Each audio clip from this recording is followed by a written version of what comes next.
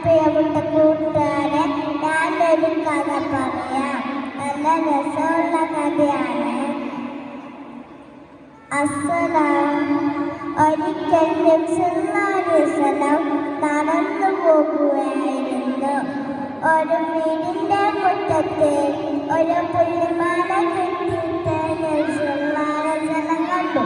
പുള്ളിമാല നിൽക്കുന്നതും കണ്ടു. നബിസല്ലാഹുവിനെ കണ്ടപ്പോൾ ആ പുള്ളിമാൻ പറഞ്ഞു, യാ റസൂലല്ലാഹ്, എൻ്റെ 2 മക്കളും കാട്ടിൽ വിശന്നിരിക്കുകയാണ്. അതിനാൽ വീട്ടുകാരോട് എന്നെ ഒന്ന് അയച്ചിടാൻ പറയണം. ഞാൻ കാട്ടിൽ പോയി മക്കൾക്ക് പാല് കൊടുത്തിട്ട് വരാം.